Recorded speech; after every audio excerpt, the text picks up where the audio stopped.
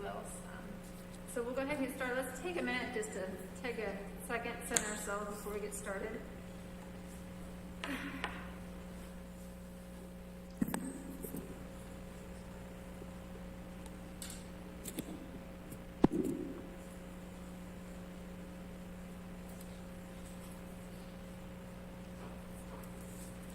Thank you again for being here. So we have a very important job for the city and help our Parks and Rec Department provide great services for our community. And so the first item of business on our agenda tonight is to approve meeting minutes from the last meeting, which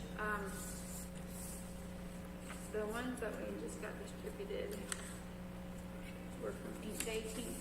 There was one from the 24th that got emailed out. Does anyone, did you have a chance to look at the ones from the 24th or email? Is there a motion to approve the minutes as written, or are there any comments or updates on the meeting minutes from the 24th of August? No comments, no additions, no changes? Is there a motion to approve the minutes? A second. So the motion has been made to approve. A second. Is there a vote to approve the minutes? Aye. All in favor? Okay, the minutes have been approved as written. All right, so the first item of business, one of the biggest items of business for today, is to discuss the long-range and master plans for future Parks and Rec facilities.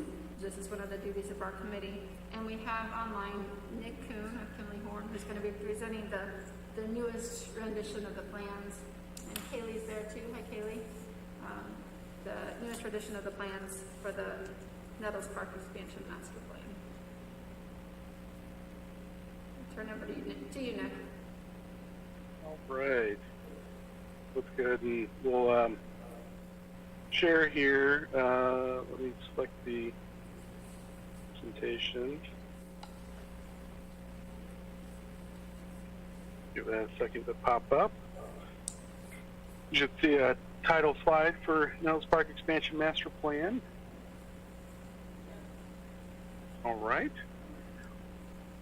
Well, we thank you all very much for joining in and or letting us join in virtually here. We've got we're very excited to be back before the advisory committee here to present an update on the expansion master plan for Nettles Park. And we had some refinements that have continued over the last few weeks. So Jay was setting up some display boards there in chambers that were from our last public presentation a few weeks ago. And so that is, I would say, about 95% still what you'll see tonight. We had some updates on that, so we'll go through what those updates were here and kind of dive in. So we're going to highlight three main parts here tonight. I'm going to go through part one here fairly quickly, so we can just have a brief overview of items. So I'll go through the slides quickly. If you'd like, we can certainly circle back around to any of that content. But the main item here, the real meat of what we'll discuss here tonight, is item 2, the master plan and phasing, and then we'll have a Q&A period following that. All right. So as we dove into the project overview here, again, we're going to be focused on the 65-acre expansion to Nettles Park, really bringing the park up to a much larger regional facility than what it is currently today. But we're looking at both immediate and long-term phase development here. In the project process, we are certainly excited to be towards the tail end here. We've got highlighted where we are today towards the right side of the screen. We'll see advisory committee here this evening. Our next step is to present to the City Council next week on the 18th. And so that will be kind of bringing the approval process here to conclusion.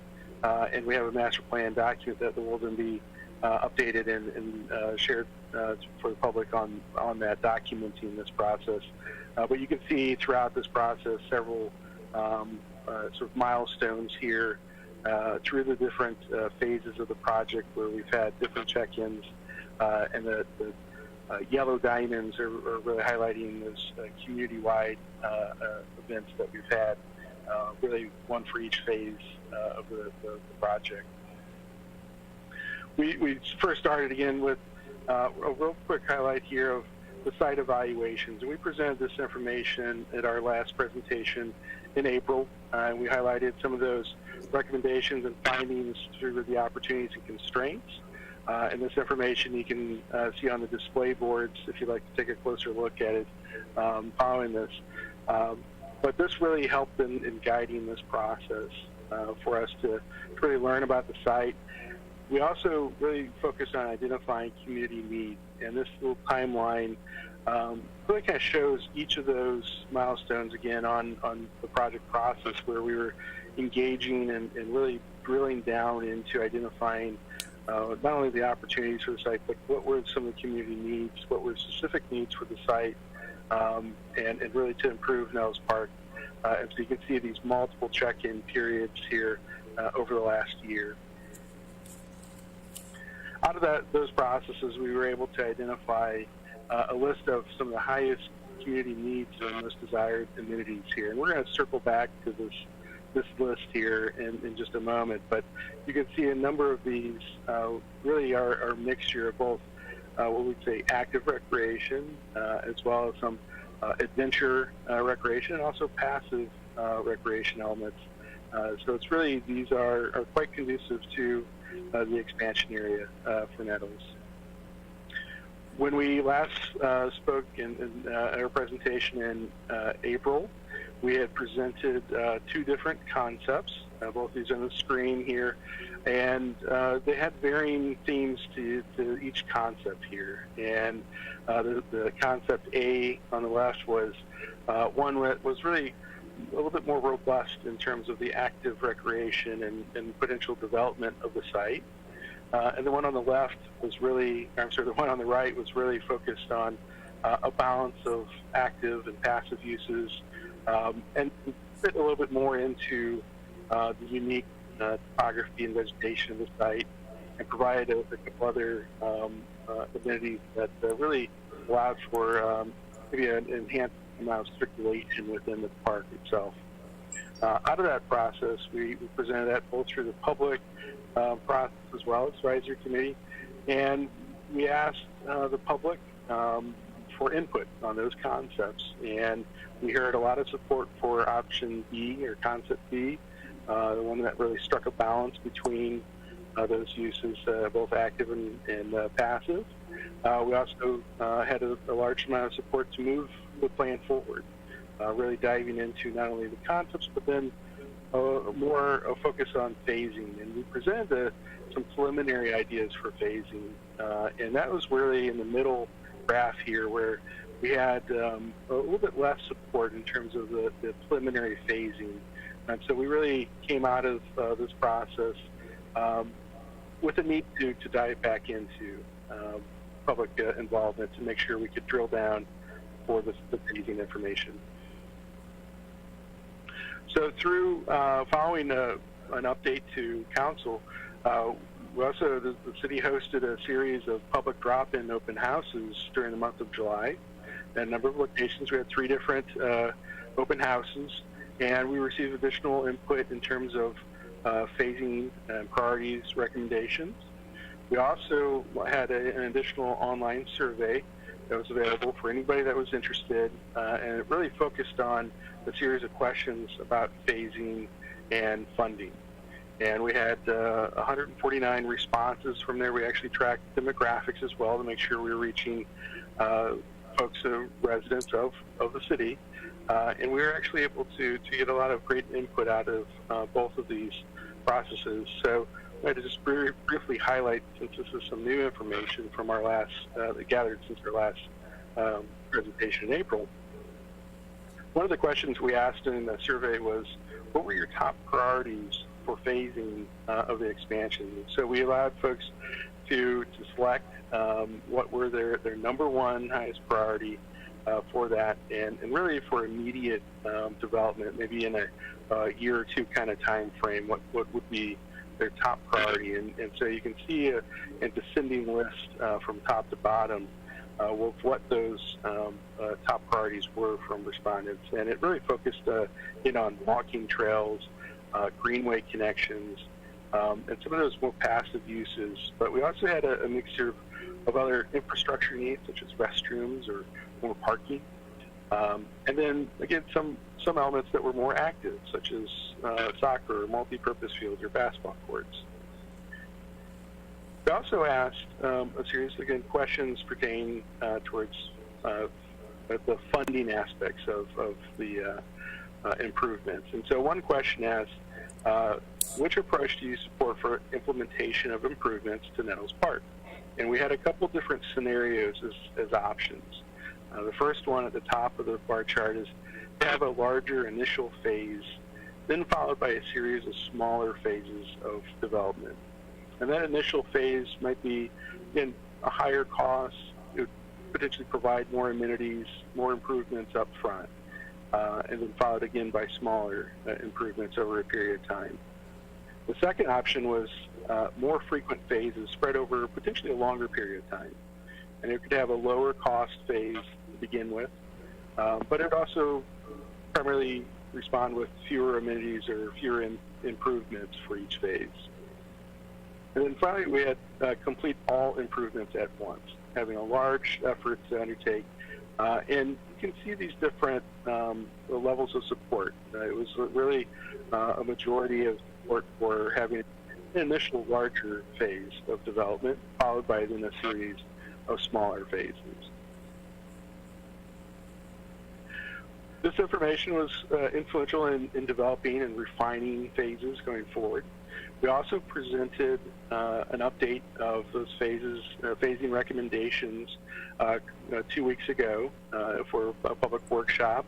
And we had about 15 participants and a series of comments received, both in writing and during a Q&A session. And that actually helped influence some refinements to the master plan and phasing that we'll be going through here tonight. So these are some of those changes that I'll be highlighting here tonight that are a little bit different than the display boards that are in the chambers here that you have this evening. So with the master plan, we'll dive in here. The first element is just an overview of the master plan itself. And we'll dive into sort of a focused set of lists here for each kind of component here. But again, this is how the expansion area could really be envisioned and how it would work with the existing Nettles Park area and the surrounding parcels. Some of the key aspects here with this concept, the one that was really supported by the public and the advisory committee as well as council, was a concept that balanced the active and passive recreation uses. You'll see an outline here with the blue dash. This concept really allowed for a concentration of the active recreation within sort of the core existing areas of the park and within a loop roadway system here to really keep those elements and share some of those infrastructure needs, such as parking or utilities within an area that was really conducive for those types of uses. But then outside the loop roadway for the park would be more of the passive recreation elements. And that's really largely concentrated to the eastern side of the expansion area. As we dive into some of the master plan sort of figures or facilities by the numbers here, we wanted to highlight where certain things were located within this master plan. And I'll start from the left side, the western side of the park here, along Central Road. And so there was a couple updates along in this area since our last presentation a couple weeks ago to the public.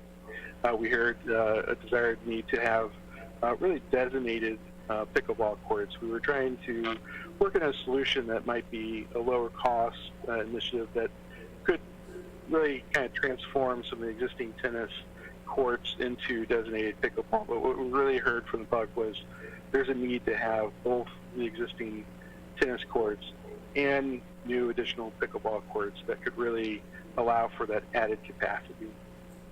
So these were some changes and were added into the western end of the park along Central Road.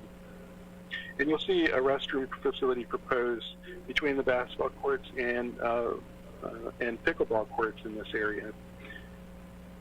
In addition, some of the other larger athletic facilities included in here is a set of youth and softball fields adjacent to the existing fields, as well as a baseball diamond with adjacent parking areas. Then moving towards the eastern side, you'll see a multi-purpose field that will be sized for multiple youth fields and shared parking between the multi-purpose field and a proposed dog park, which I'll highlight in the next slide. As we move towards the eastern end, we'll have the high point of the site for elevation-wise, and that is marked with an event venue, both for an indoor and outdoor event space that will have restrooms and a large family shelter, as well as parking. And then further to the east, another restroom and large family shelter area, a little closer to the more natural areas of the site. Additional highlights here include, again, a set of new batting cages close to the existing softball and youth fields. And then moving a little further east, in the sort of central area of the park, we have the dog park area adjacent to the parking with the multi-purpose field. And then near the event space, we have an outdoor staging area with an indoor facility as well, and a splash pad and a playground component. A potential future skate park is also located in this area, and additional adventure recreation elements are located further east with a pump track and ropes course. And these are really meant to be areas that and amenities within the park that take advantage of the unique setting of Nettles Park, but also build upon that family-oriented aspect for recreation, serving all age groups across the city's needs. We also wanted to highlight where we have additional parking. That was a need that we heard throughout our process, was the need to provide additional capacity for parking. And we wanted to be very mindful of where parking was. We wanted to offer opportunities that were sustainable, but also allowed for parking to be located in proximity to where key destinations were. So you'll see highlighted in red where these parking areas occur. We have larger parking lots located close to the athletic fields, as well as near the high point for some of the key destinations. But then we have smaller parking areas located in a close range to other amenities.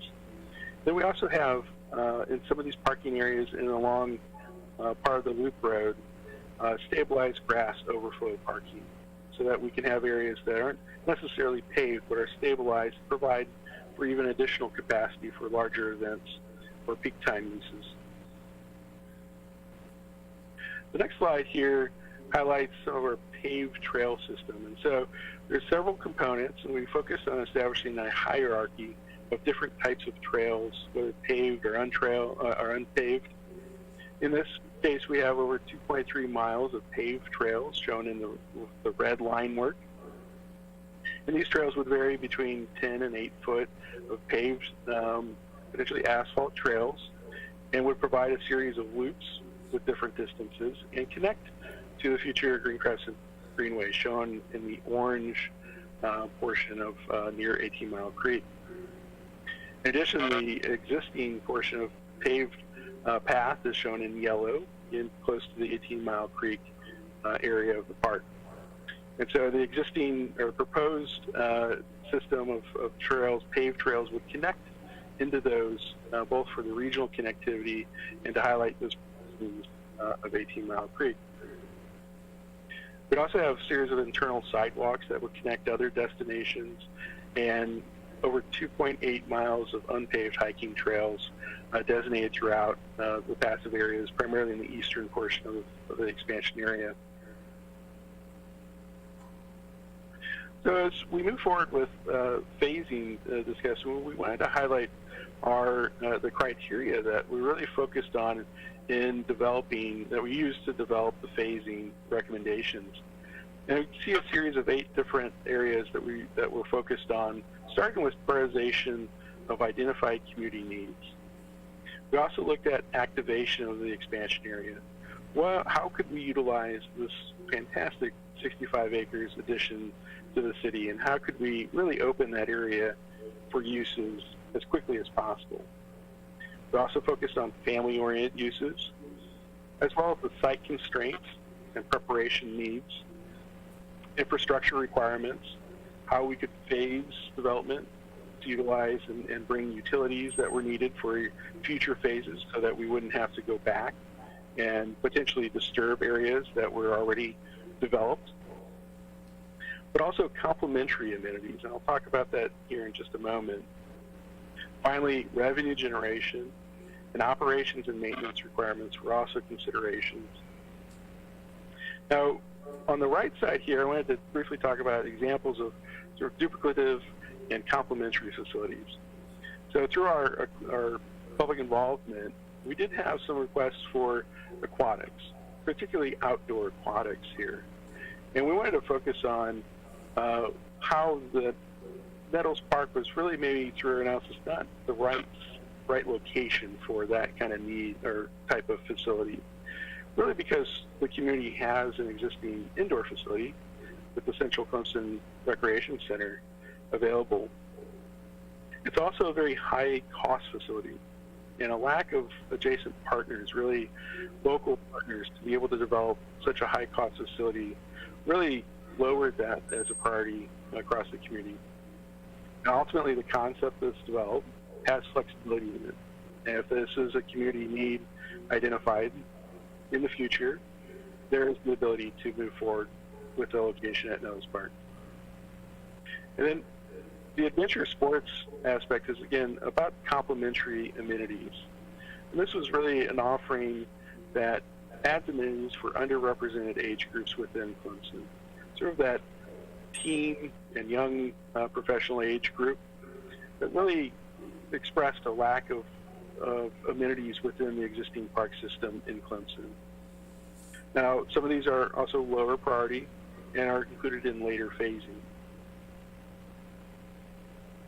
With that, we have a diagram that breaks down the different phases, and ultimately we evolved from our initial phasing recommendations that we present back in April that really focused on 3 main phases to development.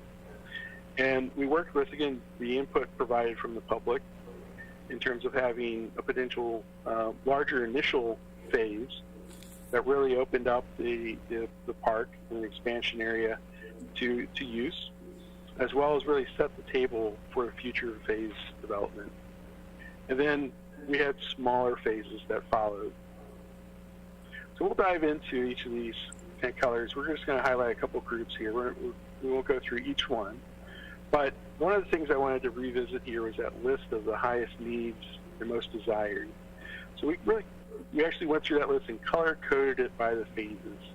Because, again, this was one of our top criteria that we looked at in terms of how could we achieve what the public was really saying were their highest needs.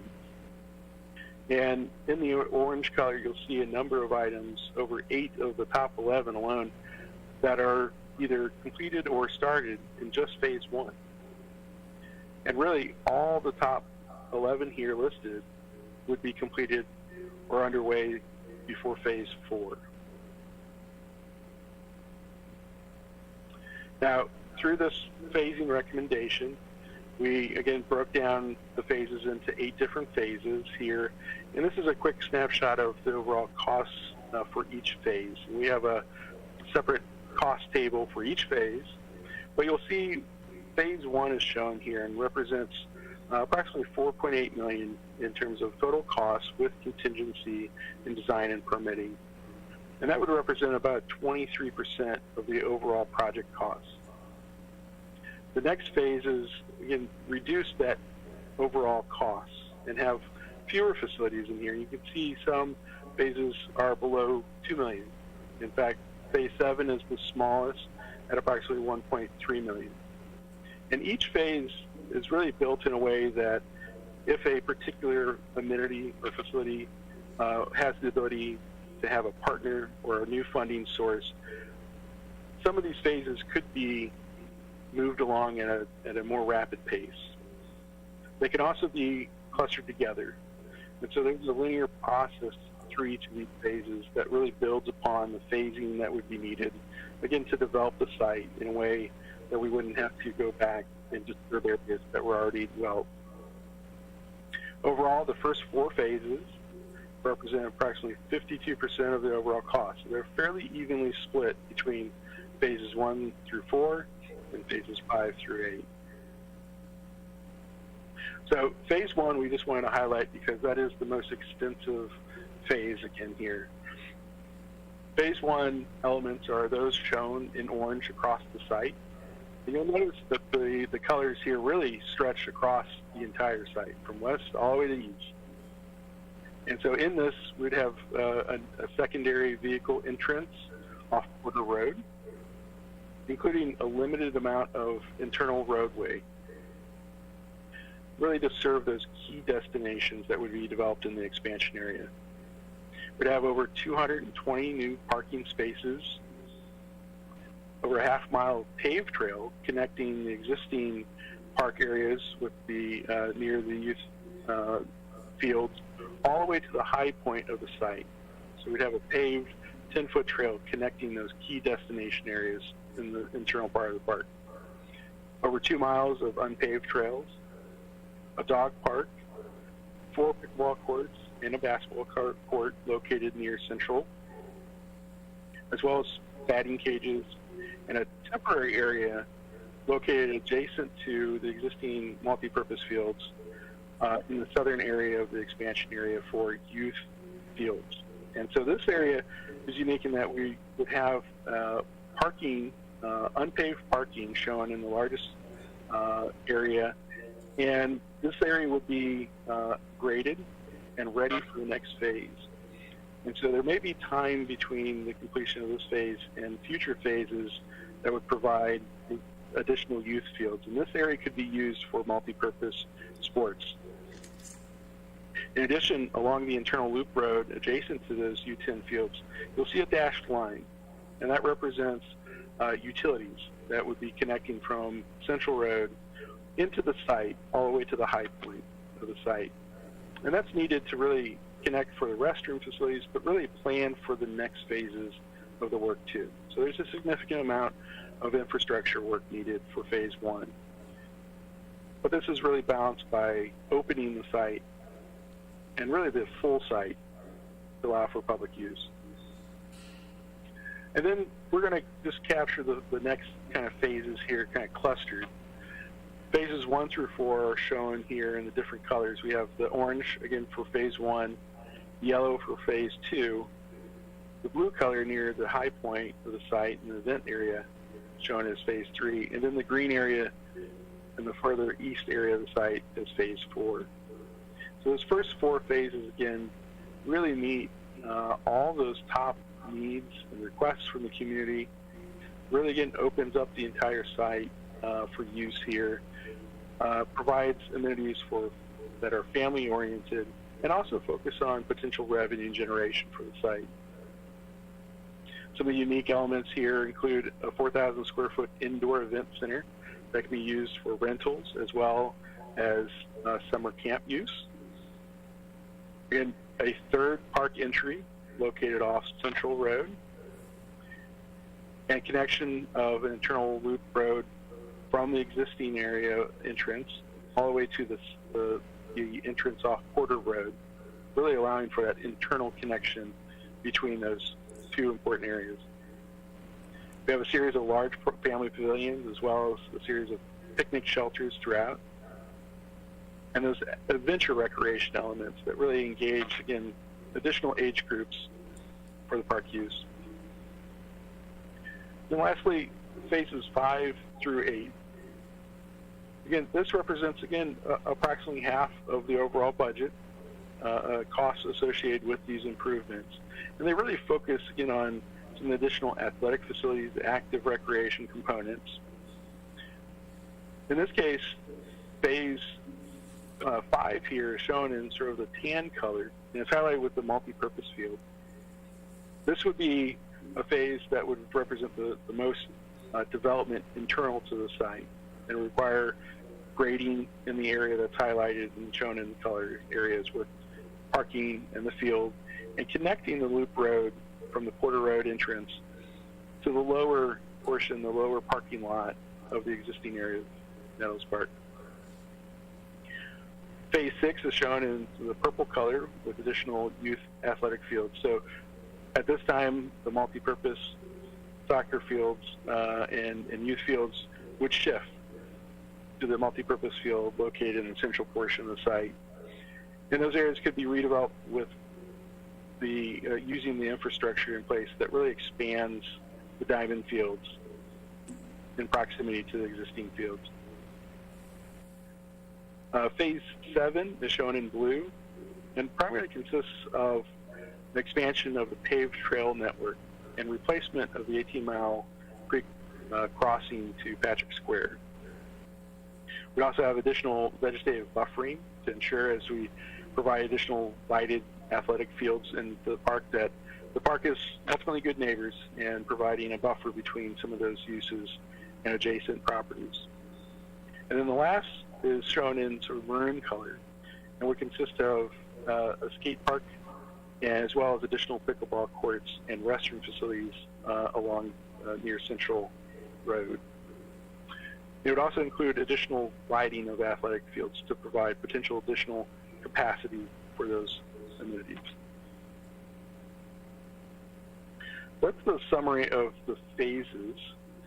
I'd like to move forward with the Q&A session here, and I wanted to, while we have that up, just briefly talk a little bit about some of the actions this evening and next steps. And so this is maybe some prompt questions for consideration with any questions you may have. And I can certainly go back to any of the other previous slides through this, but we'd love to hear if there's any questions or comments in regards to the master plan or any of the phasing elements in there, if we want to make sure that we have that input through this process. And then on the right side are the next steps in regards to presentation to the City Council, and then the master plan document development and refinement based off the input tonight, as well as from City Council next week. I'd like to open that up to any questions or comments you may have.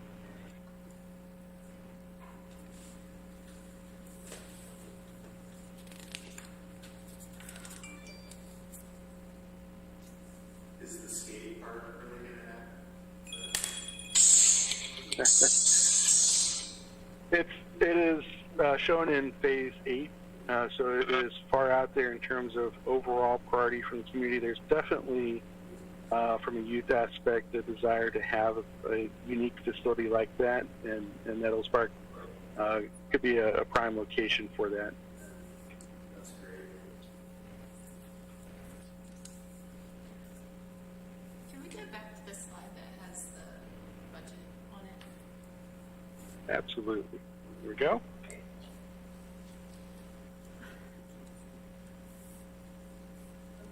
Can you make it bigger at all? Unfortunately, I can't here.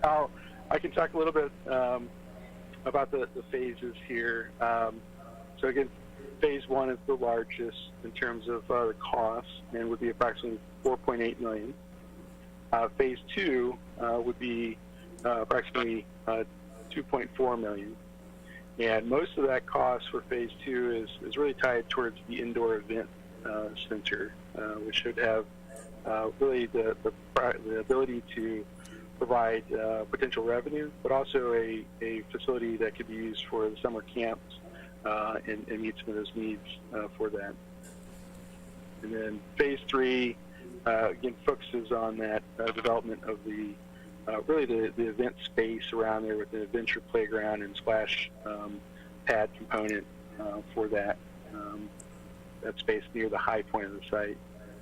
And from there on, most of the phases drop below $2 million there, but really the next phases 5 and 6, which would be the multi-purpose fields and the baseball and youth fields, are a little bit higher cost because they do have, again, higher cost facilities, but then some site development costs that are fairly high as well.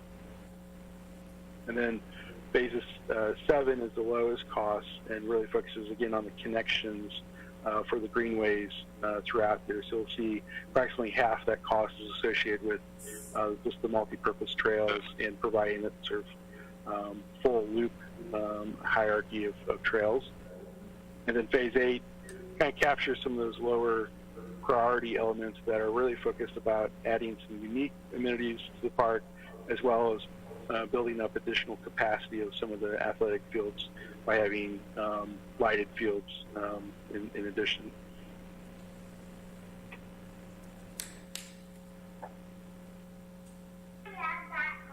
I heard you say how many additional parking spaces you were going to gather through this. How many more athletic fields were there? Yes. Let me go back to the plan here real fast. Well, so the additional athletic components are 2 additional descriptions here. 2 additional youth fields here, a 225-foot youth field and a 250-foot field, as well as a 300-foot baseball field. So it's 3 additional diamond fields there, and then a multi-purpose field that would be developed during phase 1 that would be temporary until the permanent multi-purpose field would be developed. And so that would provide capacity for full-size FIFA regulated size, but it could also be utilized then for 2 additional, say, U10-sized fields.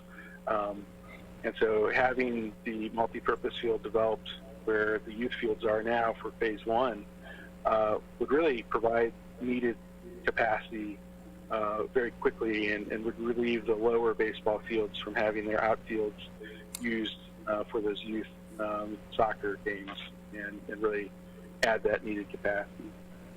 And then some of the courts that would be provided, we'd have 1 additional basketball court or 1 basketball court added to the park shown along Central, and we actually have a space kind of dashed in just to the south of where the basketball court is shown, right where the word courts is shown, where if need is for additional courts or basketball courts is there in the future that we could actually add to that area. So we wanted to make sure that the plan was not sort of boxed in on what future needs may be. And then we plan for a series of 8 pickleball courts with a development of 4 designated pickleball courts to begin with phase 1, and then space for an additional 4 to be developed as additional capacity may be needed.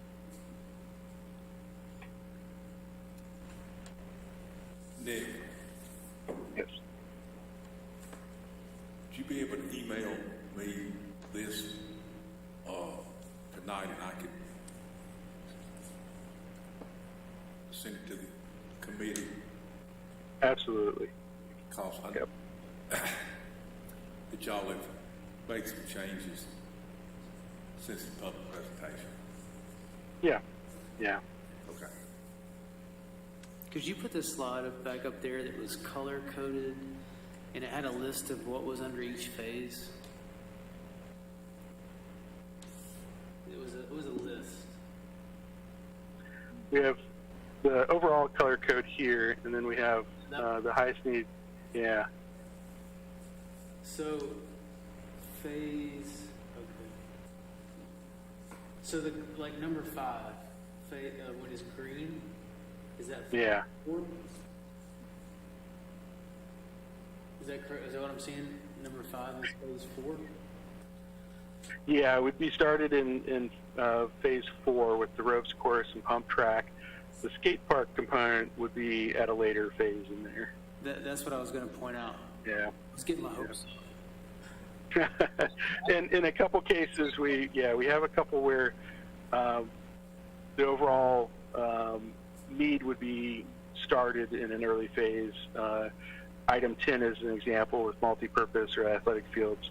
Phase 1 would provide the additional multi-purpose field graded out and available for use, but then a lot of the other amenities in terms of the athletic fields would come as a phase 5 or 6 later on, but we'd have that started in phase 1. But the skate park is really phase 8. Yes, yeah. Nick, I understand the phasing, but can you speak to the length of time of the phasing? Very, very good question. So the timing of each phase is really something that is largely dependent upon ultimately funding in this. And what we've highlighted in the master plan document is that it's going to be typically each phase will take about a 2-year process in terms of once funding is identified to ultimately design and construct. And so again, some phases, if there's opportunity to combine phases, those could move along at a faster pace. But if each phase is ultimately done separately by just extrapolating that sort of 2-year time frame, then you're looking at potentially 16-year type horizon for development.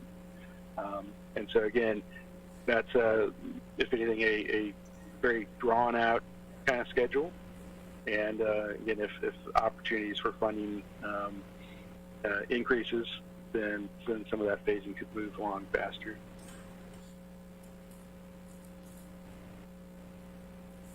So I guess along with that question, and I recognize that this is all about how quickly you can fund each phase, that's how fast you move. My first question is, and it may not be necessarily for you, Nick, but for Crowell as well, and that is phase one satisfying? So when the city drops $4.5 million or whatever it is to pay for phase 1, will they feel like there's something there? Because it will be a significant amount of time before we move into any of the other phases.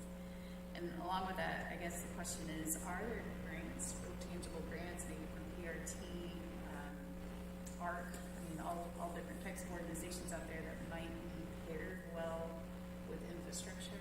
And Nick, you might be able to talk to that one a little bit more.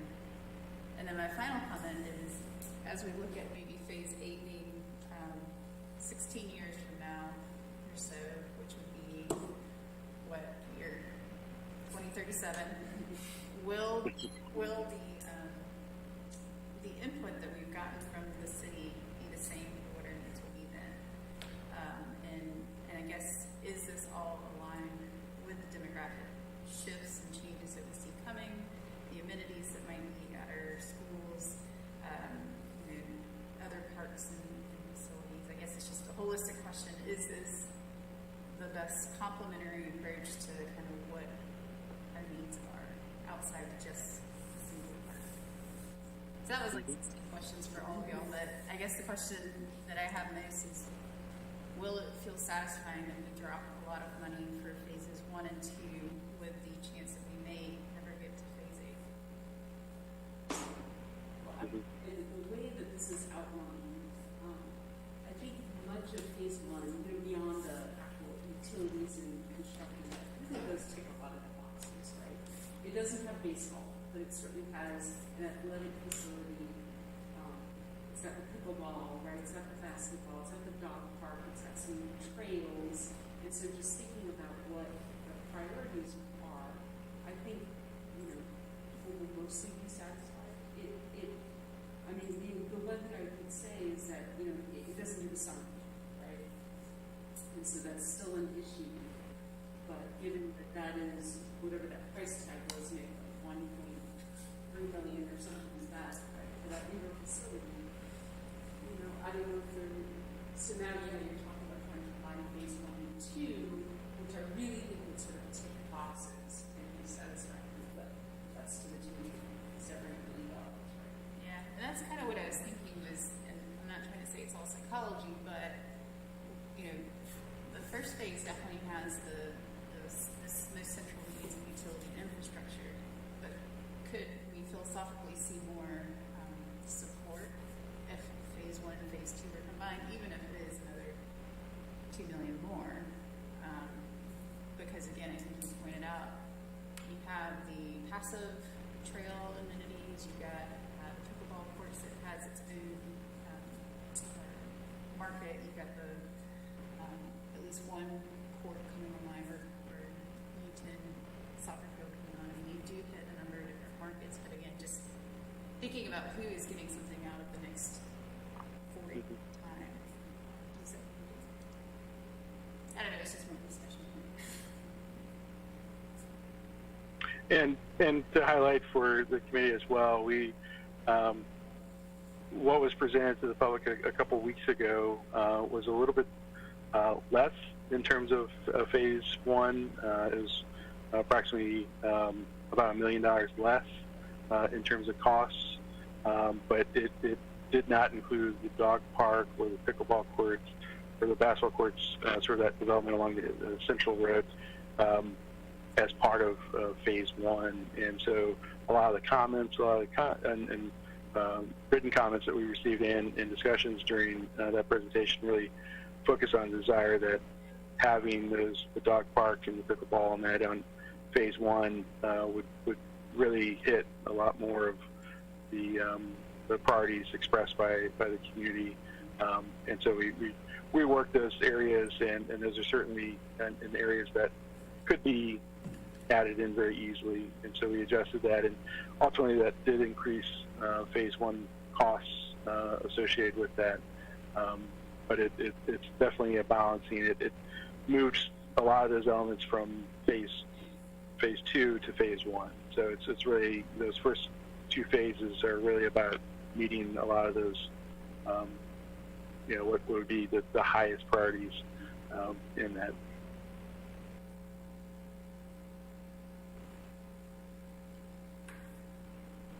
One of the top priorities then and now is, parking. As Yeah. seen, now they're parking everywhere. So parking is really, really important. And with the whole Yeah, and I think it was great to be able to, that this concept ultimately lends the ability to have a good amount of parking added very quickly to the site, and to be able to connect that parking in a way that could serve both for the needs in the existing park areas as well as the key destinations and amenities being added as part of phase one. With regard to the parking, part of the city's mission is about sustainability. And you mentioned the stabilized grass, I think, parking, but with the runoff of the parking lots, all the paving, more surfaces, is the parking, are we looking at ways to do that in a more environmentally sustainable way, or is that, by putting more paved surfaces, is that going to cause more water drainage issues in the park? Is that looked at now, or is that later? I'm not sure how to... No, that's a very good comment there, and one that was very critical to, as part of the recommendations here, and how parking is certainly, within the 18 Mile Creek watershed. We do have already issues with frequent flooding that impacts some of the park facilities already, and then we have an existing closed drainage system that really serves the upper athletic fields in the existing park too, that has some challenges. And so we wanted to make sure that what was being developed wasn't going to lend towards more creating more problems for the existing park, but also utilized wherever possible sustainable approaches to designing these facilities and providing for areas for retention. And so wherever possible, and this is really already included into each of the phases, the permanent development of parking lots all include bioswales and other collection areas that we can really lower the impacts of drainage off the parking areas.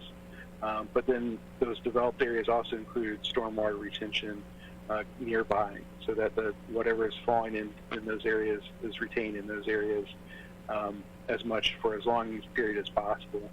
And then we actually, where possible, where we're relocating the existing dog park to a more higher, drier location, we're actually proposing as part of, and this is shown as part of phase 2, is the restoration of the existing dog park area. And so there's been already a bioswale that's been developed in those lower areas adjacent to the lower parking lot that could be expanded. And so if we're removing anything in the flood-prone areas of the park, we'd want to see how we could replace that and restore those areas to be more conducive to the floodplain. Thank you. You mentioned the dog park, and that just made me think of the dog park, which has been a lot of interest, a big need in our community for a dog park. Since the dog park's going to be in a better location, it's not going to be a floodplain, so everyone's going to take their dog there. Is there going to be more space at this dog park to support more people bringing their dogs to the parks? So what we've mapped out here is that there would be some additional space associated with the dog park area, and I think it would be the space that would be available as well would in generally be, let's say, in a better condition on a regular basis.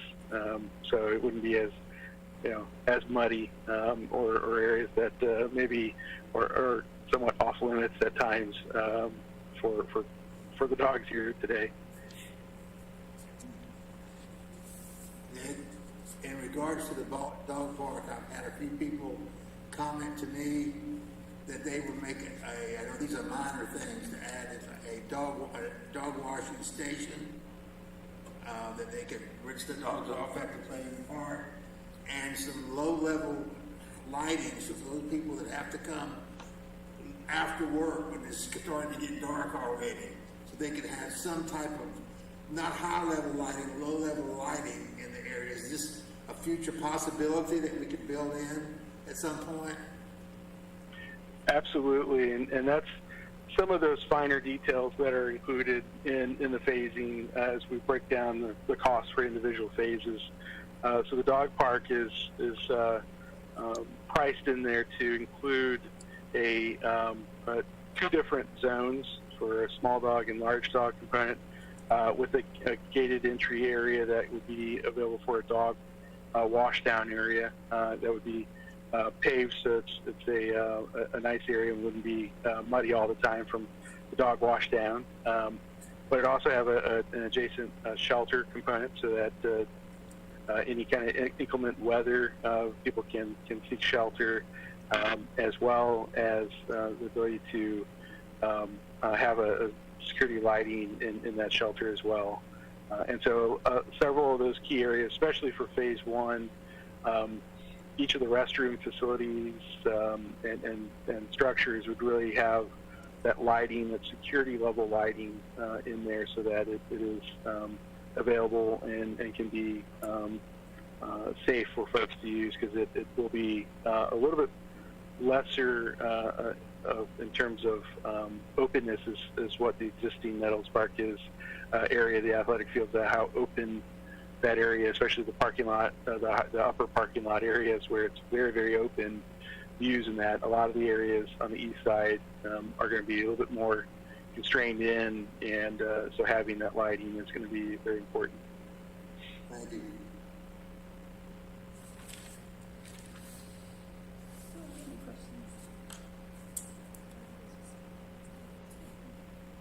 Well, Renee, do you have any questions? You're online. No, I just had that question about the amount of fields and the parking, and I do want to say that definitely the parking, now that I have grandchildren in soccer, is just horrendous. So the sooner that they can have parking spaces there, the better off I think all of us will be. And how big is the dog park compared to the one we have now? I don't have the acreage in front of me, but I can provide that along with the presentation. Is it bigger or smaller or about the same, do you think, or you're just not sure? It is bigger, but not by a whole lot, and primarily the reason is we wanted to be mindful of where it is located in terms of there's a good amount of existing vegetation that would be in close proximity to that. There is the ability to have it further into the tree canopy if the dog park needs to be even bigger than what is shown. But we wanted to be kind of right on that edge there, so that there'd be some canopy within the dog park to provide some nice shade areas, and then. Thank you. Mm-hmm.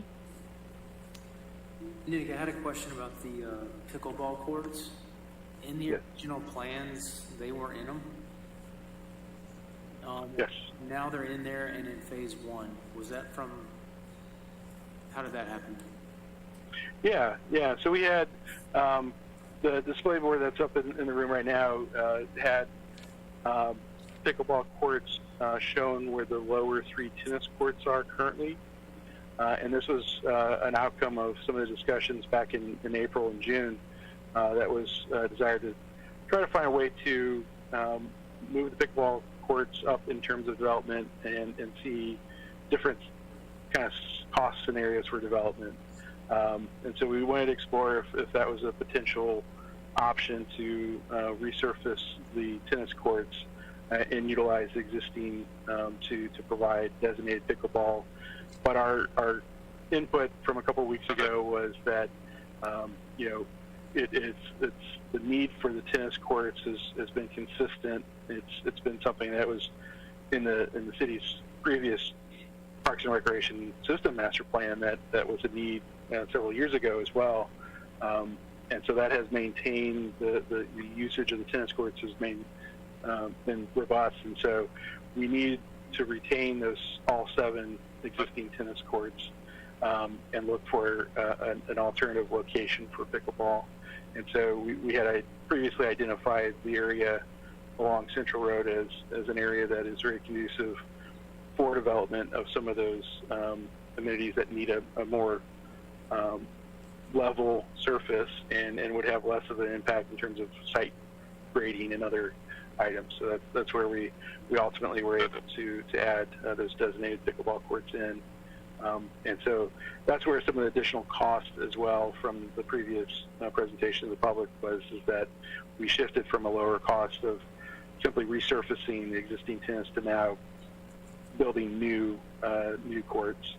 And so there's a higher cost associated with some of that and some of the needs for that. So we also heard at the pickleball courts currently where they are utilizing on the tennis courts now, but anywhere that they would be located, there was a request that, could there be restroom facilities close by?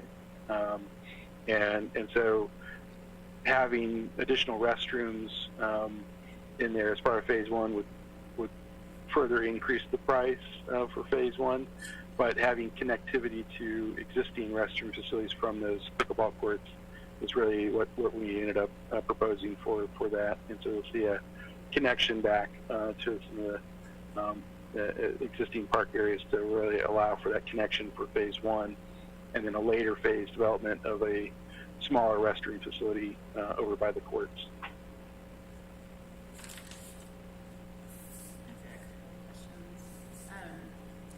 One, I wanted to just clarify, on phase one, there now be 2 entrances to Nettles Park, but the road would not connect, is that correct? That is correct. So we would essentially be programming Nettles West and Nettles North or something like that. Okay. Yeah.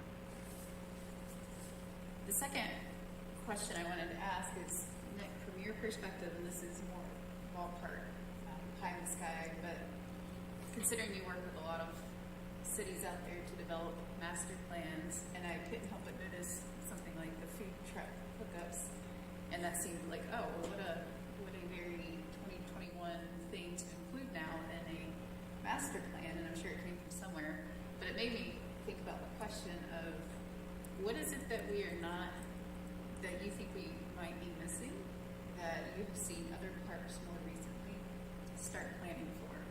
And I'm just asking because I just want to know if Yeah. you think we're missing anything from very outside perspective.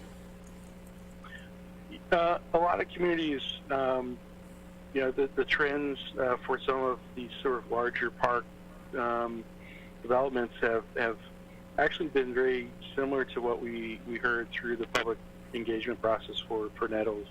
A lot of parks are moving in the direction of providing amenities that really provide recreation to the full family, and that can be multi-generational. And so having parks that might be all sports fields, sports complexes, or even developing in ways to have more adventure recreation and more passive uses in there as well. And so we did, I think, hear a lot of that as part of this process. And there's been a lot of sort of diversity in some of those, especially the adventure recreation has been a big trend, and one that has really been staying, I would say, even more than just a trend. It's a lot like pickleball, where it's been around for a while, and so some of those with a ropes course and other things, those are avenues where a lot of communities have developed some of those amenities, because there's also opportunities to pull in concessionaires and vendors that will help in even the development of those amenities and in the operations of them as well. So there's actually avenues to potentially, if land is provided, there could be a concessionaire that would come in for something like that and actually run that within the park. So that's been supported by a lot of communities. But I think the key here is also flexibility. Certainly we want to be mindful of what could be trends and versus what are more sustained needs of the community, and wherever we provide amenities and development within the park is to provide for future flexibility, whether that means expansion of those facilities or changing of those facilities during a life cycle.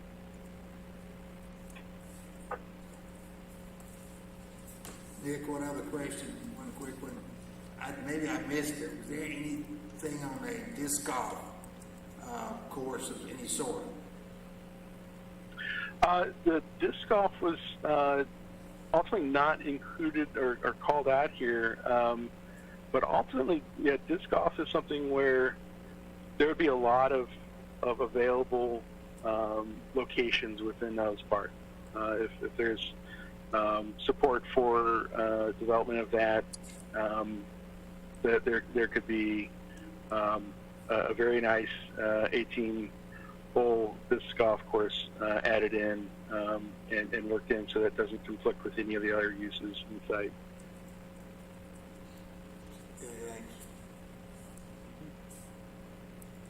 Looking at some of the amenities from phase one, one of the basketball courts was removed. Is that right? Yes. Yeah, we have one basketball court shown as part of the overall plan. However, we have space that, if that were ever needed to have a second court, there's a designated spot where that would be likely it could be added. Yeah.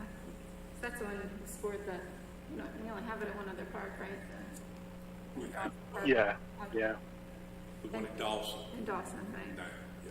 And then batting cages. These batting cages do we have some already? We have one. This will be like at the park in Easley, 8 cages that are covered by roof where they can be used in rain or shine. And that was some feedback that we got from the community in the Parks and Rec, from programming that you need. Because the one we have now is used all the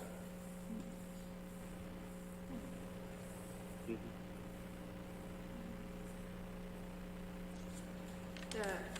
I was just looking at the original questions that I went to the other meeting about the original input from the community, and so what stood out was the need for water facilities, and that's like a outdoor. We have the rec center that has the pool, but that was off the table because it was so expensive. But we also talked about the splash pad. The splash pad would come in at the third phase, right? Because that was on Yeah. the Human and the Clemson Park plans too was a priority, and so it's now going to be 2 times 6, so 10 years again down the road, perhaps. And so It could be if each phase kind of runs its own course, or if there's an opportunity to, again, if the splash pad and a second playground, we have the existing playground near the existing entrance off Central, but having one on the eastern side that may be a different type of playground, more of a adventure play that be more natural type play elements. That could be, a different type of offering and something unique, and again, tie into that event space overall is really providing some of those overall family-oriented amenities in there, and having that located close to where the indoor facility could be for used for potentially the summer camp as well. So having all those located in close proximity would be ideal here. But if there's funding for, say, like the splash pad, and that could be moved forward in phase 2, or that could certainly move forward without any kind of overall impact to the later phases.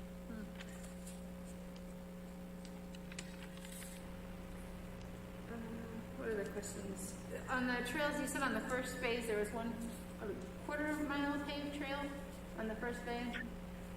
Half mile for phase 1, and it's a wider. It'd be one of the wider 10-foot trails that would connect from the existing athletic fields there, the upper fields, all the way to the high point of the site around the event center and restrooms, so that those two primary areas are connected. And because the loop road wouldn't be fully built at that time, that could actually serve as a maintenance route as well between those areas of the park. So the trail, so it's got okay, so that's a paved trail. And then the unpaved trails are the trails that are there will just improve somewhat, is that right? Yeah, so the unpaved trails, a lot of what's shown here in phase 1 could be unpaved trails, and also could be routes that, could be unpaved during phase 1, and then at a later phase, they could be a paved trail. So we can establish some of those routes, some of those trails early on, and really allow folks to explore the site. And if they prove to be, popular routes, then they could be added as paved later on. And then also with the connectivity to connect to other parks or connect to the Green Crescent Trail, I'm not sure how far along their phasing is to tie into Nettles Park. That would be in later phases as well. Yeah, we've got connections that would go down to some of the existing paved areas that come over from Patrick Square, from the pedestrian bridge there. And so that would connect into those pathways would connect into the expansion area. There's talk too, I mentioned this when we talked at the last meeting, but the Green Crescent Trail is looking at coming into the front of the park instead of doing the easement. I mean, none of it's actually been studied, but they're looking at different options. And so that would be later. That would be later, yeah. And so we've got some of the latest plans shared in terms of the Green Crescent and some of that, but certainly that is something that would be, as that may evolve in its routing, would be definitely a priority to have that well connected into the path, the internal path network here.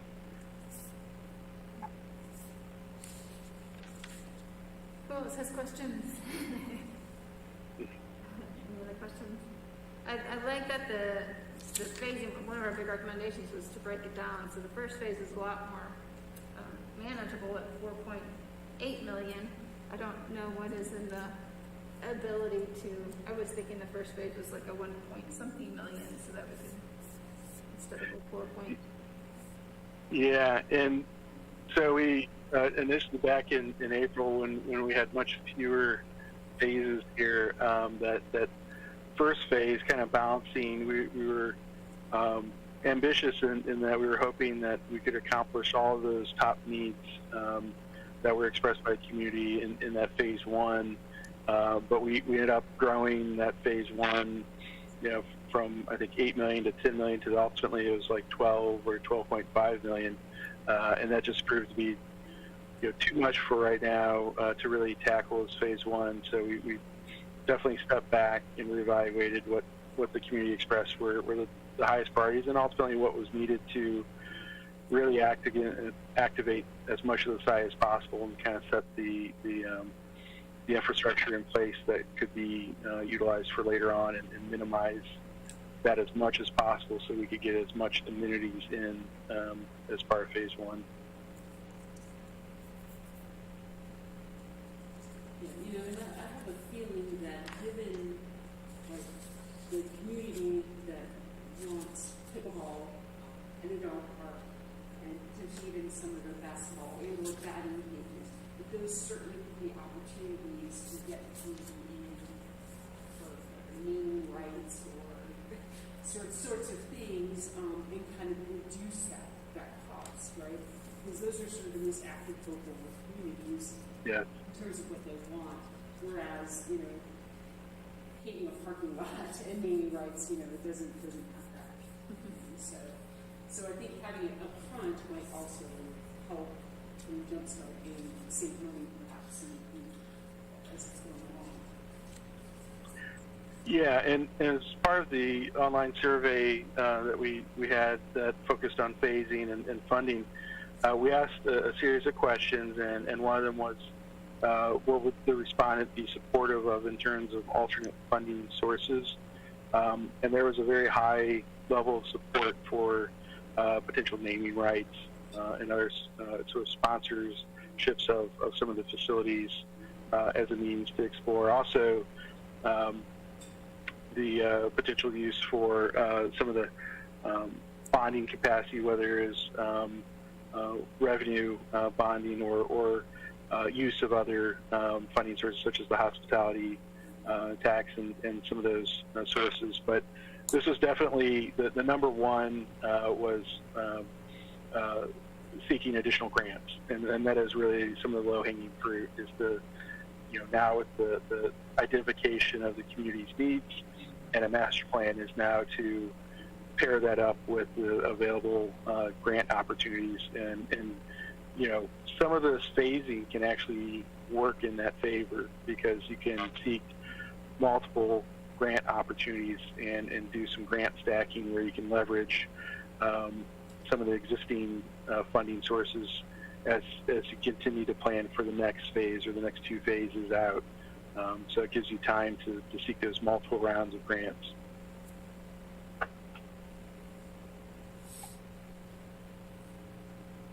Any other comments or questions about phasing, recommendations, adjustments to be made to the plan before they present to City Council? Lauren?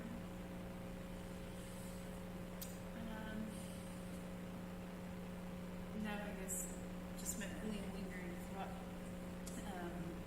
All comes down to the funding piece, the need for creative funding strategies that is going to be on the shoulders of the council that will figure out, and that's grants and that's donations and all sorts of other ways that we actually are able to pay for this. That's probably where the real work is. And I'm just thinking about what's the infrastructure that needs to be in place for that. I think we're still a little bit in need of figuring out how we actually get substantial donations, like setting up that structure. Seems to still be a need. But the other side too is I'm looking at a lot of this stuff coming in from food truck hookups to the fact that you can't run a ropes course by yourself. I don't think that we're going to have someone that's necessarily running a ropes course that's hired on faculty or on department staff. Is that we're talking about maybe also the structure needed for contract hiring, and a lot of these things are revenue generating as well. So all of a sudden I'm seeing a lot of consumptive economic activity in this park. I didn't really see it before, but now it's definitely there. And I'm not talking about like registrations for sports, but just paying to do the camp facility, the event facility, the ropes course.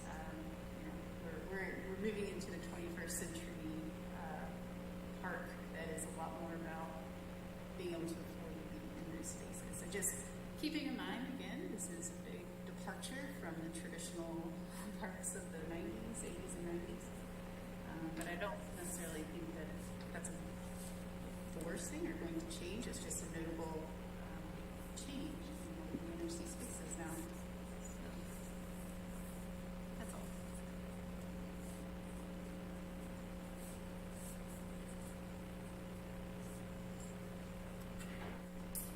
Comments, questions? All right. Well. To move on, any other questions for us? Anything else, Nick, that we can help you before you pull the station to City Council? No, I think that was great. We really appreciate all your input this evening, and certainly what I'm hearing is the plan here is supported by the committee, that we can present as is and focus on really identifying what the funding mechanisms can be, and what's the level of infrastructure really needed to establish those, so the project can certainly move forward into the next phase. All right. Well, thank you all very much. Thank you. Thanks, Nick.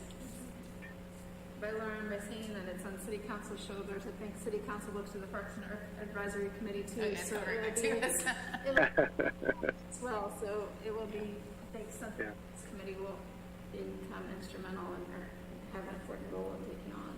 So that's something that. Well, but it's also, the idea is that, I mean, quite literally, you can't pay this out of pocket. City never will. It's dependent on grants. So do you have someone on staff who's dedicated to writing grants and getting, and of course it then goes hand in hand working with Amy to matching grants, and that's the kind of financial planning and policy and structure behind that to make this happen. I mean, and that's not unique to Clemson, that's everywhere. So it's a big mess. Needs to be known. Well, I mean, I think it's incumbent on us to start planning for those things now. I mean, we know where this is mostly going. There's some, minor details that may shift here and there, but on the large scale of things, we kind of know the capacity that it is.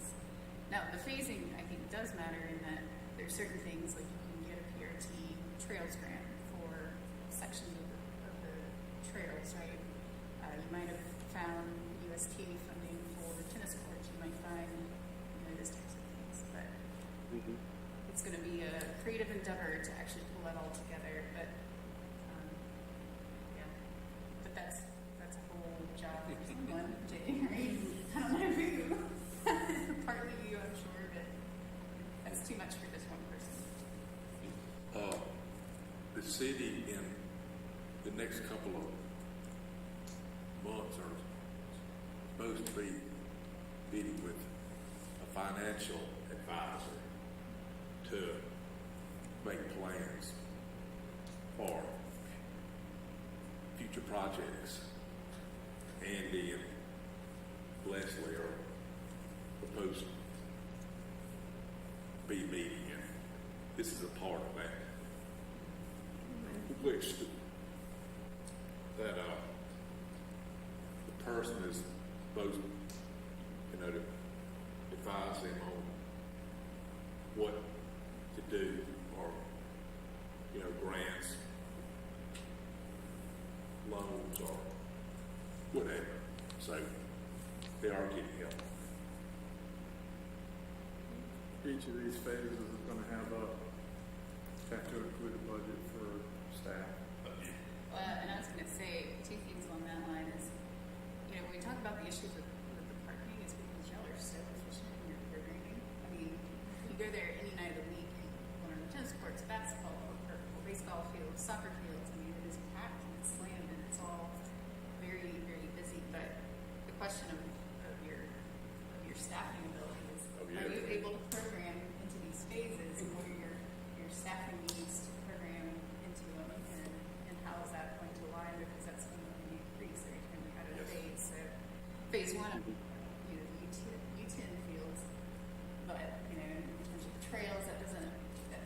to your staff over there, maintenance potentially starting to on Basketball courts, pickleball courts, trails, So I mean, parking lots. there's definitely a side of the human element. Sure. It's So big.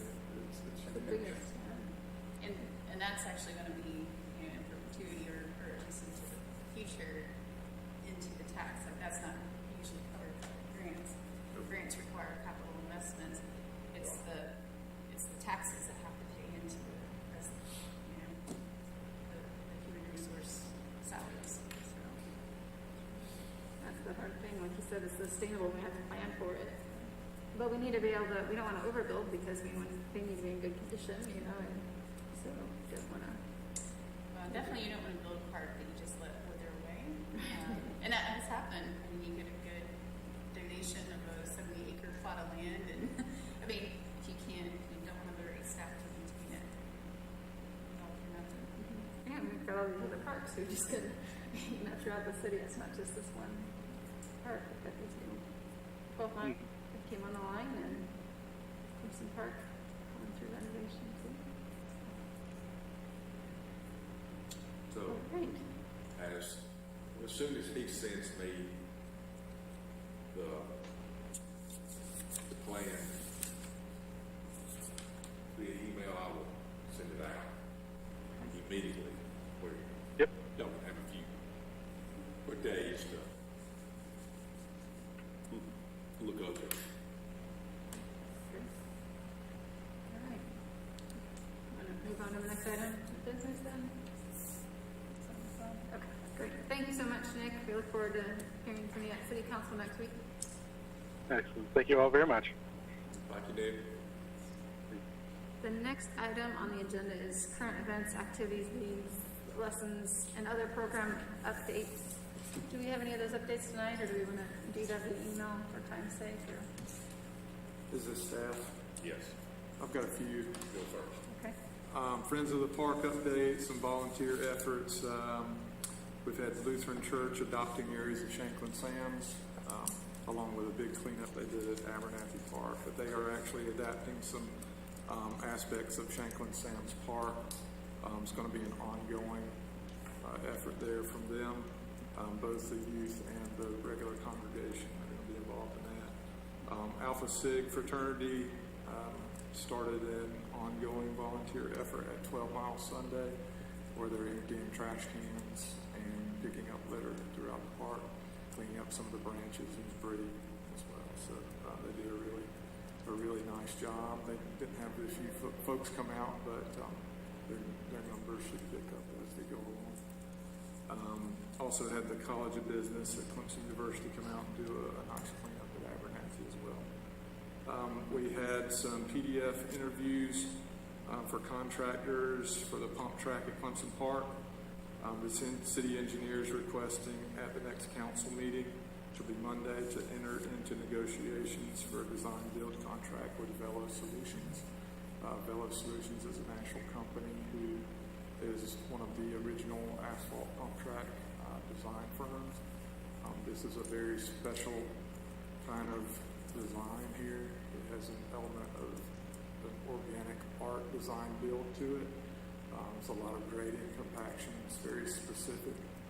So we were glad to be involved with this company who has built well over 300 pump tracks, asphalt pump tracks around the country. The level spreader at Clemson Park, the bid opening is tomorrow at 2 o'clock. We were expecting 3 to 4 bids out of 8 plan requests. So that's a pretty good number there. Regular staff just over the past month or so have been doing regular football game prep throughout town. Catching up on some tree pruning around town. Actually meeting with Phil's class this Friday again at 12 Mile. Jay met with them about a month ago, and I had a real nice meeting. So we're looking forward to following up with them Friday for their continued master plan project.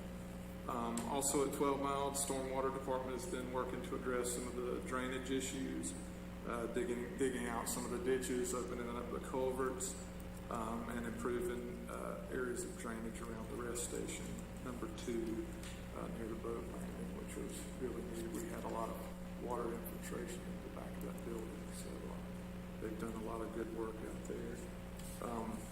There was a couple of items in the document that Jay gave out, some previous discussions. The gate has actually been installed now, and we're hoping that it's going to be operational this month, and that's supposed to coincide with some sign installation that will have the fees. So there was just some issues with the gate and the program. And then engineering, working on the RV pad, we're still waiting on the approval of that site plan that engineering submitted to the Corps. So as soon as we get that approval, we'll start working on that RV pad. And then there was another little note here about some burn, from some forestry burns from underbrush at Mountain View Park. And I have received the form for the grant from Trey Cox Forestry. Just need to fill out that form so that we can move ahead. Tony, the pump track, is that for bikes or is it also for skateboards? Do what now? The pump track at Both. Clemson Park and Both. skateboard, both bikes Yes. and skateboard? Yeah, it'll be both, and it'll be a wide range of age groups there, from beginner to intermediate to advanced. And the way they describe it, the faster you go, the more difficult it will be. So you can't go fast on it if you're little. So as you get better at it, it will become more difficult. It's kind of the way the thing works. It's kind of a cool concept, but it is, it will be useful to skateboards. And they sort of have little half-pipe situations and things. Will this be built before 2037? Yes. Yes. Yes, well before. They were maybe even talking about starting November, December. Cool. So, just all depends on council's approval. It will be asphalt, not dirt. Yeah, that's really good. Is this similar?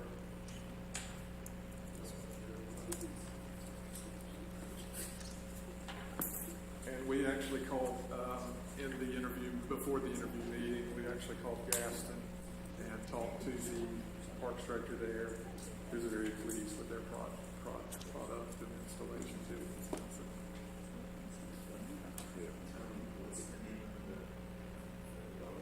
Velo Solutions. Velo Solutions. Yeah. This project won't take 2 years.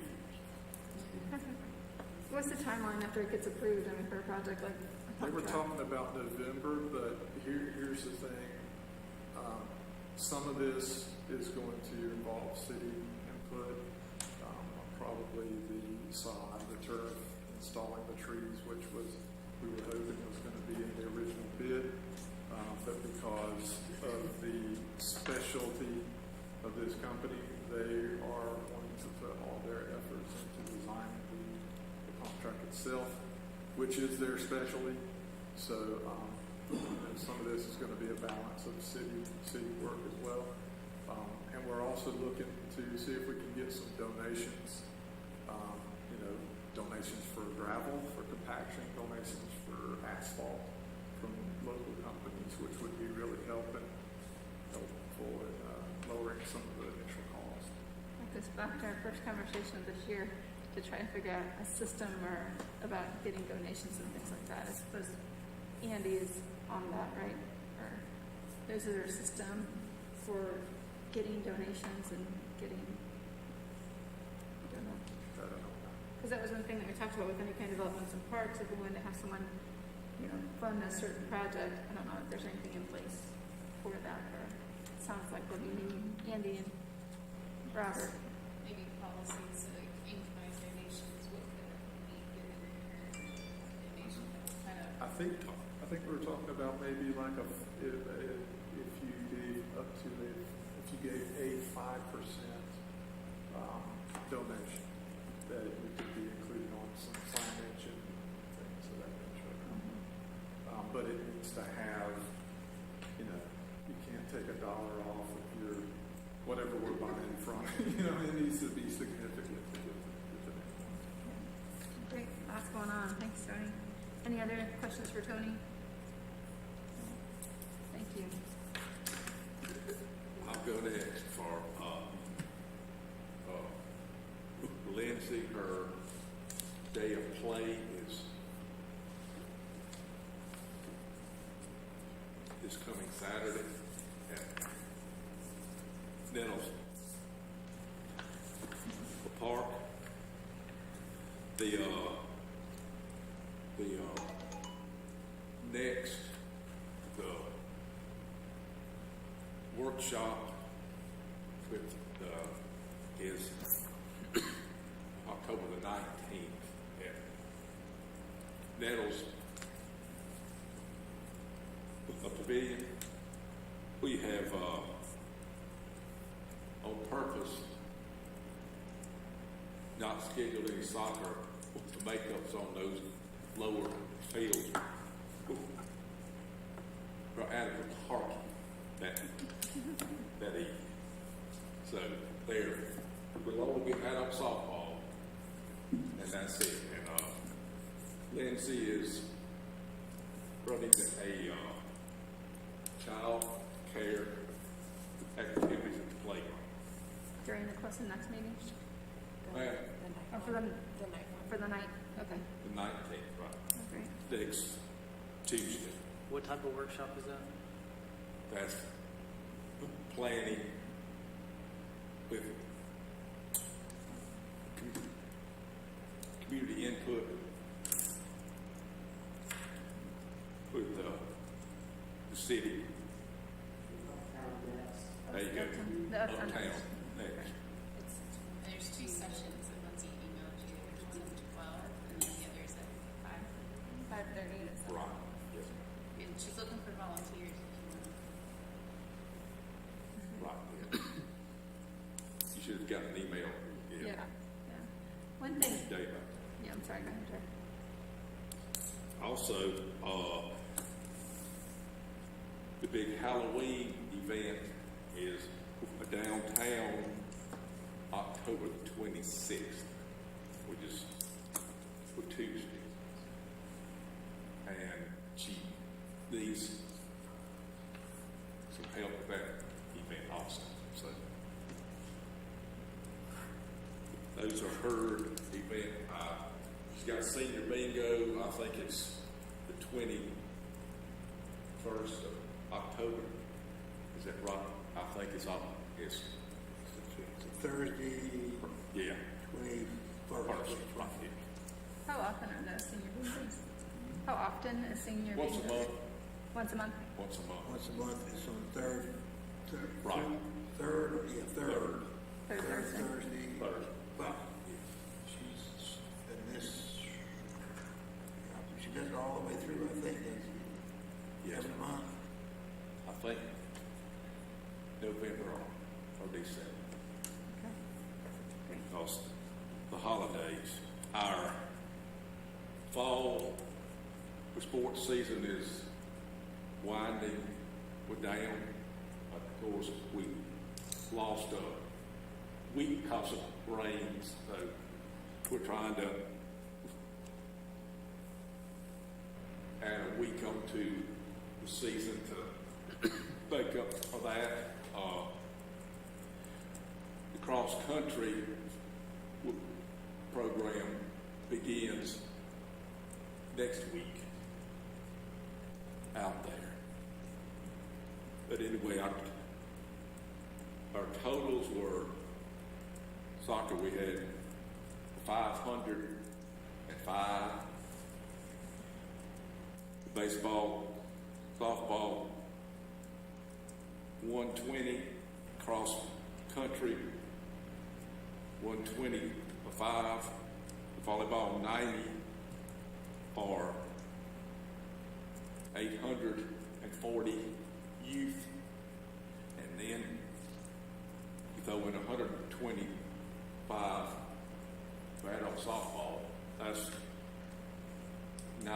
65 we're servicing in one park. Youth basketball, they've been signing up for a week and a half. We've got 380 a 5 so far. So we'll be hitting 500 in that also. So we've been very busy. And I want to thank everyone for, coming out there, and especially Lauren for coaching a 6U soccer team this fall. Pure chaos. You think Giddy is, we'll go down and watch the 3 and 4s. So anyway. Great. One thing that Lindsay sent out a couple of emails that's come up, there's always a need for volunteers. So I think as members of this committee, I think it's part of it. It's not spelled out in our charge when we apply for the position. And I know that everyone's done some kind of volunteering, but just I considered asking Andy to add it to the requirements for the board position to do some volunteer hours, help with programs. I don't know what you're taking on that. But just so that as a member of this committee, we understand that we are to volunteer with at least one event per year, which most of us do anyway. But I think that we know that that's an assumed role. Do you think that is reasonable, or is that something that's too much to ask for us that are already in the meeting? I think that sounds fine. I think we're probably naturally involved in some aspect of something anyways. Yeah. Lindsay, and if you know of anyone that can help do the volunteering too with different projects that might interest them, please pass along the email that Lindsay has sent to us. All right. Next item of business is the other matters assigned by the director. So that was about dog registration. Jay sent us an email about it. Jay, can you give a brief update for those? Yes, I sent an email to y'all, and we had some back and forth about this. I do know that a couple of years ago, the city was working on some adjustments to their pet ordinances, but nothing was finalized yet. So this was from one of their meetings with the council, and so Andy wanted to bring it before y'all that there was, one citizen asking about this. So,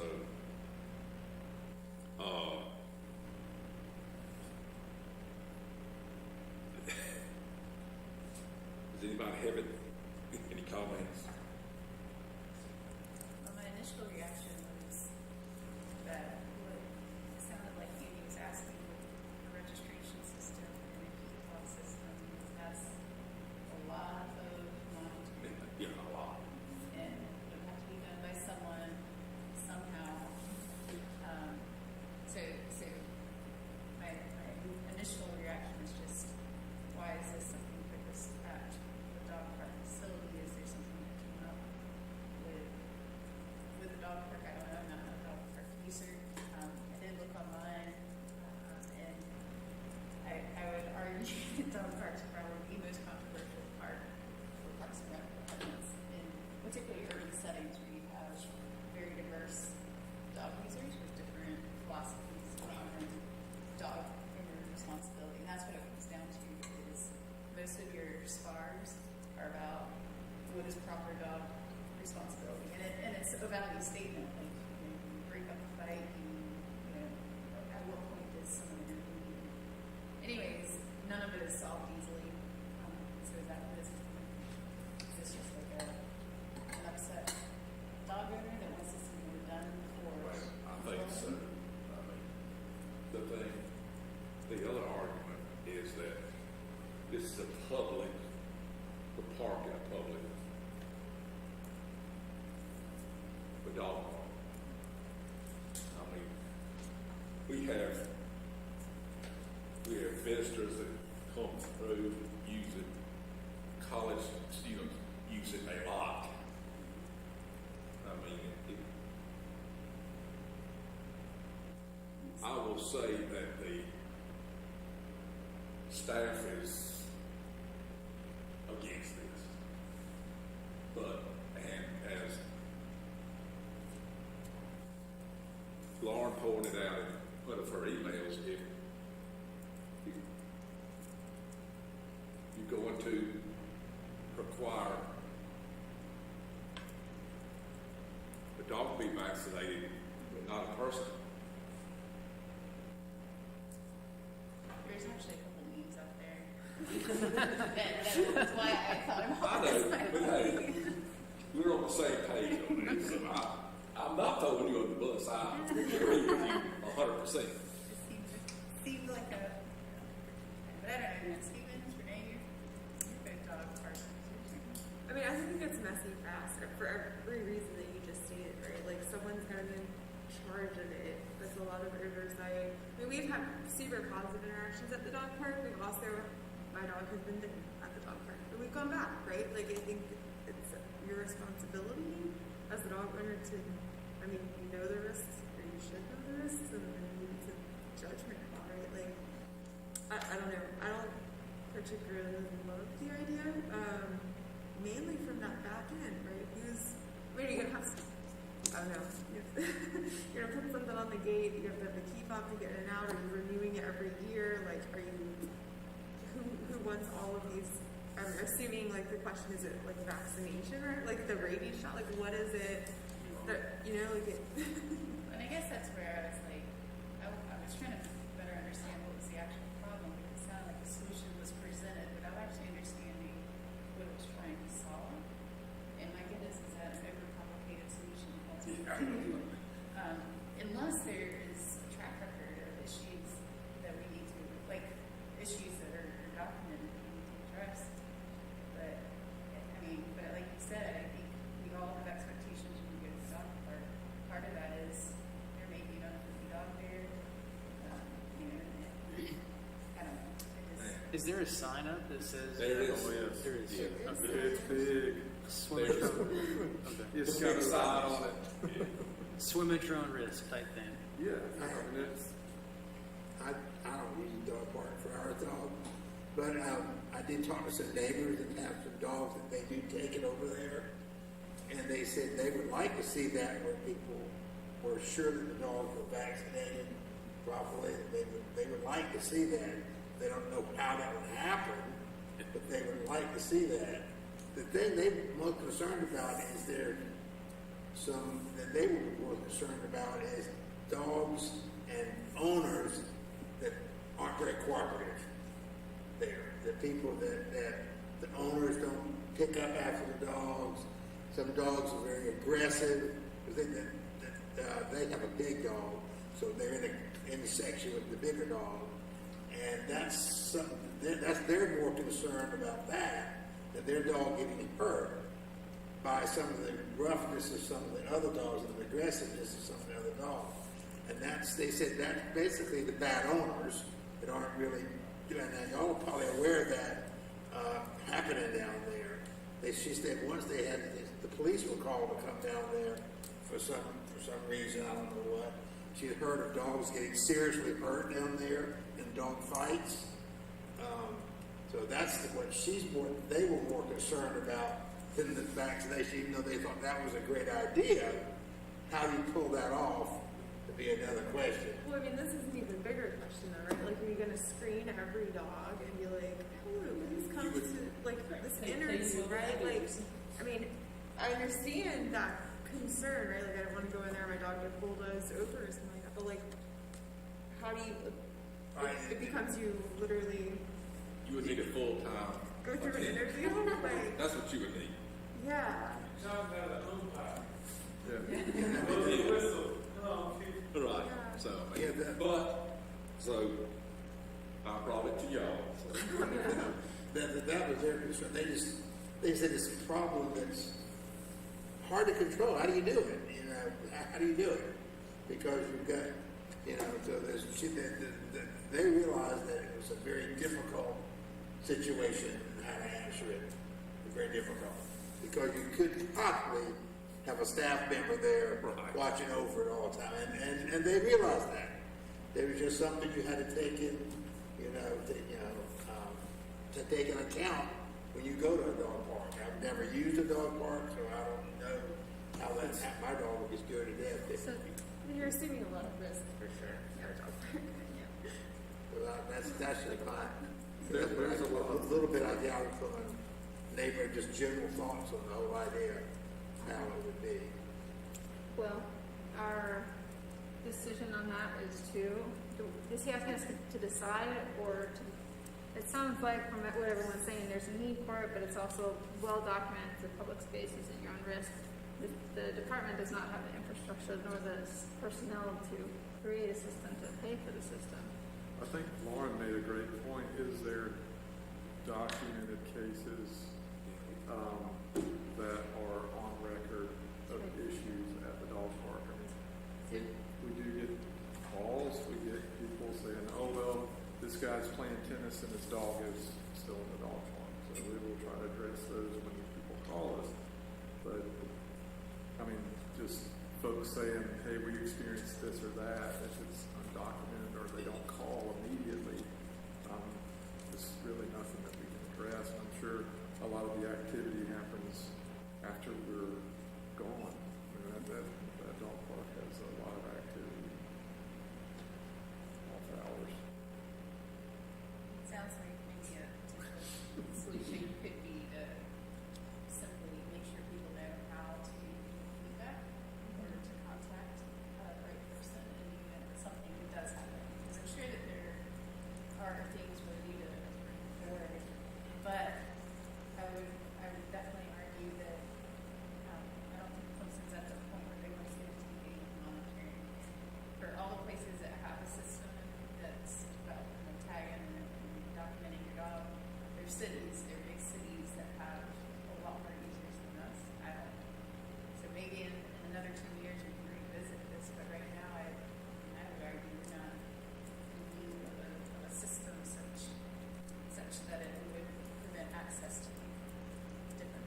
Because that's what it would do. Is it would actually prohibit a lot of new users, and I don't think it would have an actual demand issue with the parks. So I'm opposed to moving forward with anything like that. If you're looking for something I make a motion, that's fine. There's a motion to oppose it.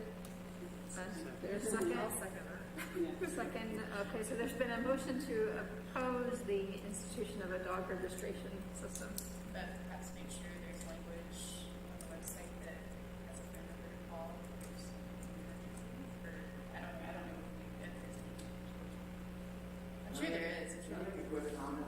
Yes, sir. My name's Joel, I'm not supposed to comment about that. I would suggest that you create a category on my tab for dog park complaints. You do it on the spot, you are put out there on the sign, you don't have to be there to be directed out to the park. We have one on there right now. You have to put it on there? Yeah. Perfect, it's done. All right, so any other, so let's vote there to oppose the dog registration. All in favor of opposing it, say aye. And it's been opposed then to institute a dog registration. All right, the next item is new business. We have 8 minutes left in our meeting, and we have some very patient guests here this evening. Hi everyone, my name is Brandon Cruz, and this is my good buddy Vince Golan. And I'm the owner of Cruz Outdoors. Say, can you spell your last name, Golan? G-A-U-L-I-N.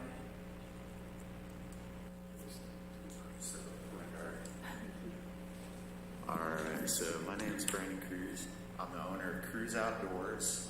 It's operated here in Clemson, and it's an outdoor recreation business. And we provide outdoor recreation skill building, such as like kayaking, paddleboarding, canoe lessons, that type of thing, team building, and recreation therapy services. Currently, we've been, well, a little bit more about the business. I moved here in just 2 years ago, 2019, brought the business from New York, and came to Clemson. And how I found Clemson was the lakes on Google Earth. That's how we discovered Clemson, and my wife ended up getting a job at the university. So we're here now, and we're very happy to be here. We love it here, and it's exciting to be part of the community that's got so many recreation resources. The reason we're here today is to express interest in 12-mile recreation. When we saw that the city of Clemson was taking over management, I don't know to what level from the Army Corps of Engineers, we thought that there might be an opportunity to provide outdoor recreation services at the park, such as like... I think Nick called it concessioneering. That's what we're interested in. Concessioning, possibly. So, yeah, we paddleboard at 12 Mile weekly throughout the year. I run a paddle fit class on Thursday nights at 12 Mile where we get people to come to do stand-up paddleboarding. Do paddleboarding lessons there, canoeing and kayaking lessons. I also provide recreation therapy services there. I work with children and families, also teaching these traditional outdoor recreation skills, including fishing as well. And so we're using the park a lot. We love the park. We consider it a very valuable resource, and we just wanted to see, what the city of Clemson's plans were for the park, and if the city would be interested in possibly contracting with a vendor to provide services there, such as kayak rental, paddleboard rental, lessons, that type of thing. Even just, you guys are probably familiar that the logistics of bringing and launching a craft on the water are intensive. And when you're talking about such a wonderful activity that has great health outcomes, we're just looking at what are the barriers to entry. And over the long term, as Clemson takes on more and more ownership of the park, thinking about a way to phase in. Maybe it starts with just a dedicated portage area where there's a clear path that makes it easy. Like right now, when you come in past the gatehouse, the first parking lot there is kind of square shaped and it butts up against where the bathrooms are. There's a gravel road. Well, the gravel road is very rocky. And so you can't a lot of times take your shoes to go on the board. And it's too rocky to walk on with bare feet. So just simple things like an improved pathway where even though people are already bringing their boards, there's kind of a designated, hey, this is the good spot. Something like that, but then we've also thought about, in the longer term, the biggest barrier is the equipment. You're talking about at least $300, I don't know, when you get into the racing boards, which this is an established, a lot of people don't know, it's an established professional sport, which, talk about putting your name on the map for a place like Clemson that has the lake and has the university. Getting young kids in by the time they're 12, 13, 14 is really the sweet spot in this sport to get them out there, have as few barriers of entry, but having an equipment locker or some way that there's more equipment already there so that people can walk up and either rent or take a lesson and get out there on the water and enjoy it and improve their body, improve their lifestyle. That's what brand is all about. The This past summer, too, I worked with the city of Clemson providing activities for Camp Clemson, working with Lindsay Watley, and I did about 7 weeks of programming with Camp Clemson. And for the summer of 2022, I've been speaking with Lindsay, and she's planning on hiring me back again, contracting with me to provide services at 12 Mile for kids involved in Camp Clemson, and doing a half-day waterfront program there. And what we were talking about also is including in the registration fee for the campers a fee to purchase kayaks for the kids to use as part of the camp experience, to provide kayaking activities, fishing activities, that type of thing. So Camp Clemson alone, I think they serve around 500 kids a year. The activities that I was doing, I got about 144 or so involved in my activities, and just 12 Miles is such a beautiful place, and we just want to come here today and express our interest and our appreciation for that location. And also with events in the future, for the past 2 years I've been a co-sponsor of the Jocassee Paddle Splash on Lake Jocassee, which is a paddlecraft race, which is just a super fun event, a lot of turnout. People from all over the state, from North Carolina, from all over the Southeast come to this event.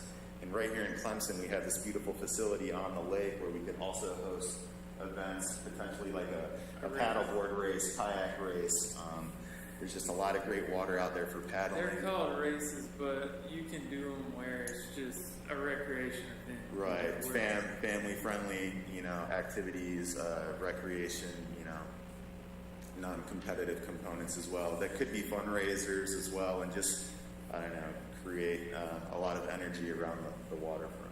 There again, our whole thing is just barriers to entry. We understand that that park in particular is about to roll over back into a fee-based usage. And the idea of, okay, could we offset the fee for certain populations by running some fundraising programming that then the whole intent is, all right, the gates are open for this amount of time, or this event in particular, so that there again, there's access for whoever. We are so close to our time. All right, thank you so much for presenting. We're so close to the time. I don't want to have to put you off mid-sentence. Our time ends at 8 o'clock. I think that. Thank you so much, Brendan. Thank you, Vince. We have discussed with 12 Mile. It was just kind of survival mode the first year, getting it safe, ready for programming, and so it's definitely. I don't know exactly the steps to move forward to consider what has been done with programming or with different contracts. I would say for any capital improvements, you would have to present this to council, and then any capital improvements would have to be put into a plan submitted to the Corps for approval. So that would be not the barriers, but the process. Do you know how open the forum, Well, is to... that park was designated federal property for outdoor recreation associated with the lake. So any capital improvement has to have that component in it, which perfectly aligns with what you're proposing. But it would require council approval. It would have to be a budgetary item. The only thing I don't know about what you're proposing is if the city would enter into just a single contract with a certain vendor and not have that open sort of to several vendors if they were going to build a shack out there. We're open to whatever. But like I said, the only thing we're trying to do is okay, you say somebody's got an hour. Right now they can only use half of that time because half an hour is just loading it up, taking it there, unloading it, And so it's like, hey, can we get people out there and on the water so that they can really utilize their time in the activity, in the sport, rather than the business? Yeah. Thank you. Thank you For so much another time. Yes. We will add that. That was one thing we're going to add to the next meeting when we talk about new programming. We'll enter into further discussion about that. But that's Jay. Next meeting is November the 30th. November the 30th at 6 p.m. In here. So it's really December 25th 1st, it would now be November 3rd. 6 o'clock in the Tuesday, November 30th at 6 p.m. Yes, ma'am. Thank you, Brandon. Thank you, Vince. Thank you to staff, and thank you to the board members for being here. Is there a motion to adjourn the meeting? A second? All right. We'll, all in favor of adjourning the meeting? 1 minute overload. I'm on this.